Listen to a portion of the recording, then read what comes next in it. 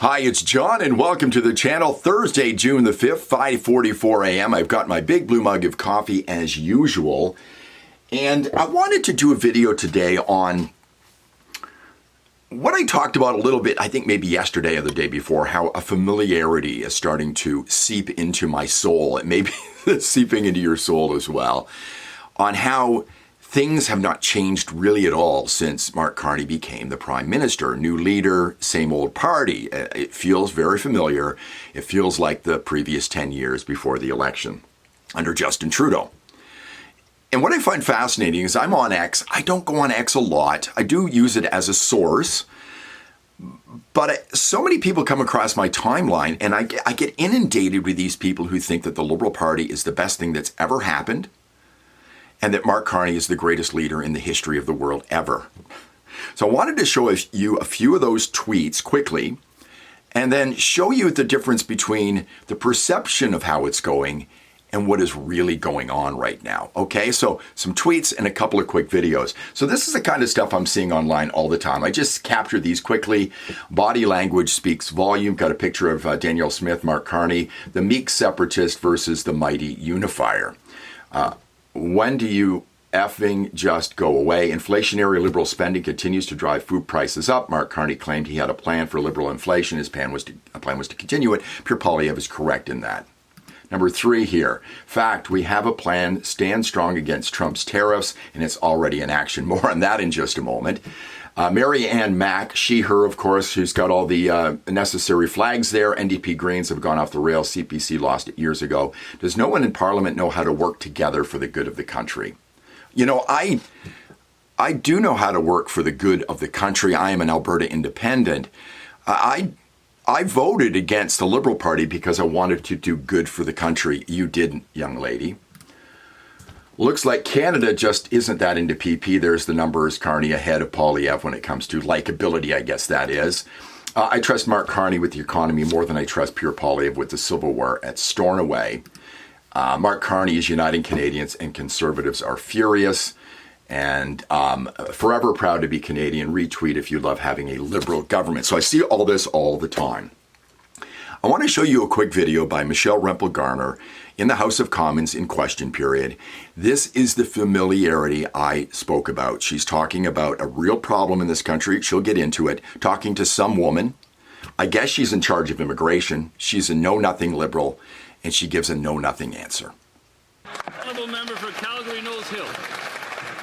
So just to reiterate, by the end of this year, nearly 5 million people will be in Canada with expired or expiring visas, and the government has no plan on how they're going to get them to leave. We have a housing crisis, a youth jobs crisis, healthcare wait time crisis. And knowing this, the Liberals have already issued nearly 177,000 new temporary foreign work permits this year, a 10% increase from the last quarter. That's the same amount of people as Kelowna.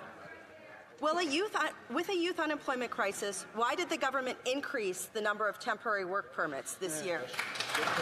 The Honourable Minister of Immigration, Refugees and Citizenship.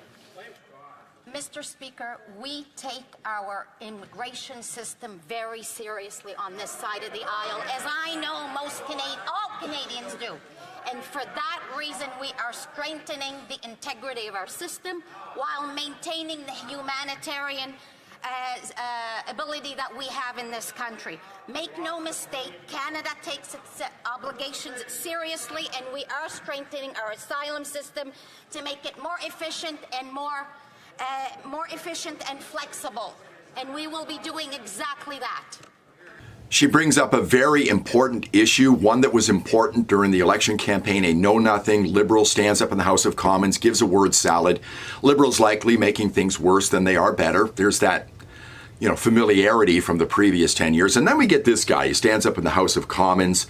He hasn't been the Liberal leader long enough to be this arrogant, but look at the arrogance on his face. People online think he's doing just a great job and that he's found his way. Look at this strong leader. That's the perception. So let's watch this quick clip, and then I'll show you the actual reality. The First Ministers agreed on a plan to build this great country. Stand up to Donald Trump. Fact. That's right. Mr. Speaker, the Government of Canada is imposing tariffs that cause maximum impact on the United States, minimum impact on Canada. Fact, on over $60 billion of U.S. exports to Canada. Fact, raised over $1.7 billion already. Fact. Donald Trump, of course, has raised the tariffs on steel once again, and there's Mark Carney bloviating in the House of Commons trying to look strong. Of course, before the election, headline after headline after headline said that Mark Carney was the best person to deal with Donald Trump when it came to tariffs. When it comes to these tariffs, how is it really going? Here's the mayor of Sault Ste. Marie. Of less money in Algoma's pocket. Well, and I was going to ask you about the speed of that, because as you described it, hobbling along at 25% tariffs, you double that to 50. How long can you sustain those jobs? How long can any company sustain that kind of a tariff increase? I mean, Algoma will know the answer with certainty. They're going through, as I understand, a number of scenarios to determine what path they will have to go down. A lot of it depends on what the supports are going to be from the federal government. So they've announced that defense spending will be made with Canadian steel, that Canadian projects will be made with Canadian steel.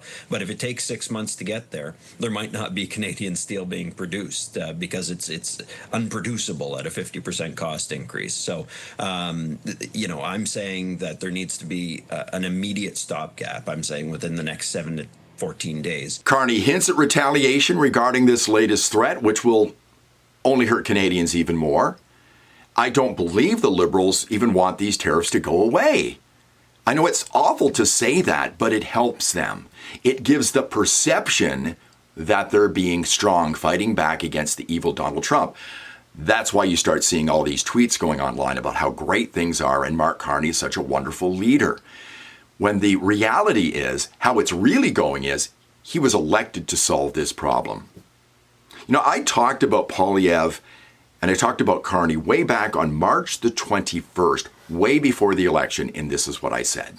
But the argument is that Mark Carney being in finance will be good in politics. But Pierre Poilievre, who's good at politics, can't know anything about finance, and that's not true. Mark Carney is not running to be the governor of the Bank of England. He's running to be a politician, and the only person that has experience doing that has a chance of being prime minister, is Pierre Poilievre. Poilievre is seen as a demon online, Carney as the savior of the country. There's perception versus reality. Poilievre drove the election campaign on most issues. You would still be paying a carbon tax when you pump up your car if it wasn't for Pierre Poilievre. I still believe that. Poilievre spoke of crime, car theft, housing, cost of living, drugs. All of these things were made an issue by Pierre Poilievre. I think we'd be much better off if he was running the country. He'd certainly be working through the summer. Perception versus reality. The reality for me is familiarity of the previous 10 years of a messed up government that can't get the job done. Thanks very much for watching. I do appreciate it. If you like the video, please give me a thumbs up, subscribe to the channel, ring the bell for notifications, and I'll see you in the next one. And I'll leave you with these final few words. What advice would you have for the youngster? Going to a central banker for political advice is never a good idea. Come on.